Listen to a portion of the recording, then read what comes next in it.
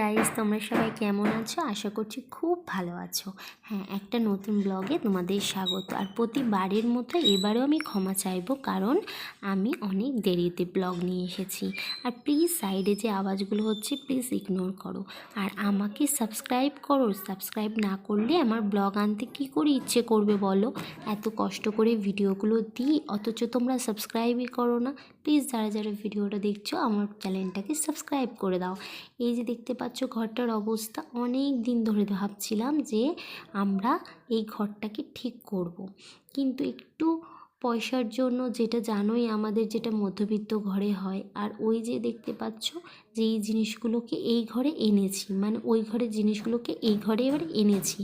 কারণ একটাই, ওই ঘরটা এবারে টাইম এসেছে যে এই মার্বেলটাকে পালিশ করব। আলমারি থেকে সমস্ত জিনিস বার করে নিয়েছি, এখানে খাটের উপর রেখেছি। আর খাটটাতে আজকে রাত্রেবেলা শোবো, সেই জন্য খাটটা শুধু বার করবো না, বাদবাকি সমস্ত কিছু আমরা বার করে নেব। কারণ কাল থেকে মার্বেলের মিস্ত্রি কাজ করতে আসবে।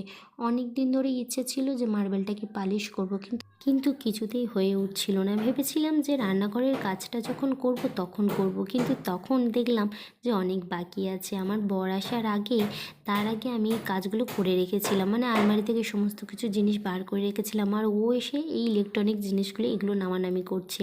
আর এইগুলো এক ঢের, এগুলো না বার করলে ওগুলো নিয়ে যেতে পারবে না ওই ঘরে।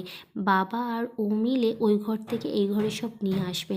আর তুমি দেখতেই পাচ্ছ এখানে আমি আর আমাদের ওই যে ছবিটা আটকে রেখেছিলাম। আর পিছনে যে জিনিসগুলো ছিল না, খুব ময়লা হয়েছিল।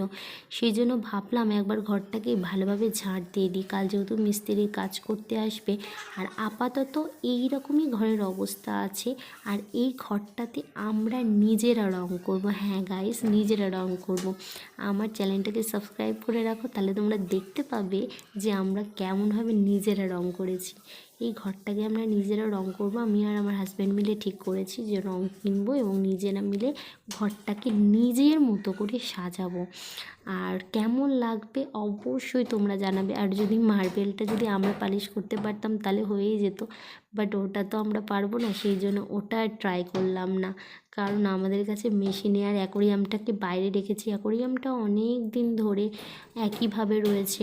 সেজন্য আমরা ভাবলাম একেবারে পরিষ্কার করবো। আর দেখতে পাচ্ছ এইভাবে জিনিসগুলো রাখতে হয়েছে ঠাকুর ঘরের মধ্যে। হ্যাঁ, এটা আমার ঠাকুর ঘরই।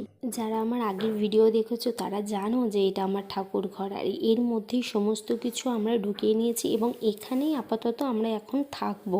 হ্যাঁ, কটা দিন এই মেঝেতে বিছানা করে থাকবো। আর অ্যাকোরিয়ামটার অবস্থা দেখো কী বাজে অবস্থা। আর এর মধ্যে না মাছগুলোও না অনেক মারা গেছে, গোল্ডফিশ। সেই জন্য আমরা ভাবলাম যে থাক, আর কটা দিন পরে একেবারে অ্যাকোরিয়াম পরিষ্কার করে নতুন করব, নতুন মাছ আনবো। আর এই যে তোমরা দেখতে পাচ্ছ সকালে সকাল কাজ শুরু হয়ে গেছে। এসেই মাত্র কাকু ধুলো ওড়াতে শুরু করে দিয়েছে। হ্যাঁ, মানে ধুলোর কাজ করছে। আর পালিশে তো তোমরা জানোই, মার্বেল পালিশে যা ধুলো ওড়ে না, আর যা মানে পরিষ্কার করতে যা সময় লেগেছে না, তোমাদেরকে বলে বোঝাতে পারবো না। যার জন্যে এমনিতেই এই কাজটা ধরো যখন হয়েছিল তখন আমি ভিডিওটা করেছিলাম, কিন্তু আমি তারপরে পরিষ্কার করে সমস্ত কিছু গুছিয়ে আমি ভিডিওটা আপলোড দিচ্ছি। কারণ অত্যাধিক পরিমাণে কাজ, দুটো ঘর, মানে এ ঘরের ধুলো ও ঘরে, ও ঘরের ধুলো এ ঘরে, তোমরা দেখতেই পাচ্ছ যে কী হারে ধুলো হয়েছে। ঠাকুরঘর সব ভরে গেছে, পুরো পুরো ভরে গেছে। আর প্রত্যেক দিন দুটো করে ঘর মোছা, পরিষ্কার করা, এগুলো তো ছিলই। প্লাস এইগুলো মানে সমস্ত কিছু পরিষ্কার করে তারপরে সমস্ত কিছু ওঠা। তারপরে চান করতে করতে অনেক বেলা হয়ে যেত। যেমন ধরো আমাদের সকালবেলায় সমস্ত কিছু কাজবাজ সেরে আমি চান ধান করে তারপর আমি বসে থাকতাম। তারপরে কাকু চলে যাওয়ার পরে ধুলো পরিষ্কার করে ঘর দৌড় সব মুছে আবার আমাকে রাত্রেবেলা, মানে সন্ধ্যাবেলা আবার আমাকে চান করে পুজো টুজো দিতে হতো। আর এই যে পালিশ করা শুরু হয়ে গেছে। তবে হ্যাঁ, একটা আমি পালিশ করে না আমার খুব ভালো লাগছিল, যে জিনিসটা অনেক ভালো লাগছে দেখতে, কি সুন্দর লাগছে। আর এইখানেই আমরা কদিন শুচ্ছিলাম, আর আমার সেলাই মেশিনটা কদিন চালাতে পারছিলাম না এই কাজের জন্যই। আর এই যে কাদা করতে শুরু করে দিয়েছে, আর বিশ্বাস করবে না সেদিন যা ময়লা হয়েছিল বলার মতো নয়।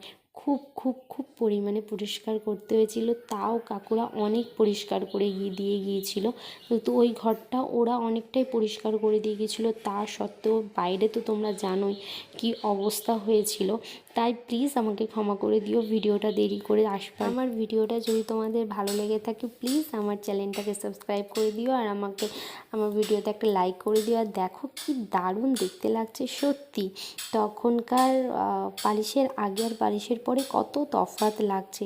আমার তো খুব ভালো লাগছিল, খুব ভালো লাগছিল। অনেক দিনের ইচ্ছে ছিল যে এটা পালিশ করব, ফাইনালি পালিশ হয়ে গেল তোমাদের আশীর্বাদে। আর এরপরে রং করব নিজে হাতে। তোমরা এই ভিডিওটা প্লিজ আমার চ্যানেলটাকে সাবস্ক্রাইব করে রাখো, তাহলে আমি আমার নিজে হাতে কেমন করে ঘর গোছাচ্ছি তোমরা সব দেখতে পাবে। তবে না মার্বেলটা যখন এনেছিলাম না, এই যে ফাটাগুলো ছিল পালিশের পরে না, সেগুলো বোঝা যাচ্ছে। তখন যখন কেনা হয়েছিল তখন না খেয়াল হয়নি। আর যাই হোক, এই সবে এই স্বপ্নের এক ধাপ, এখানে আরও অনেক স্বপ্ন পূরণ করা বাকি। এইভাবেই আমার পাশে থেকো, তোমরা সাপোর্ট করো। আর আমি এখানে ভিডিওটা শেষ করলাম। তোমরা ভালো থেকো, সুস্থ থেকো, আবার দেখা হবে একটা কোনো নতুন ব্লগে। Tata, bye bye.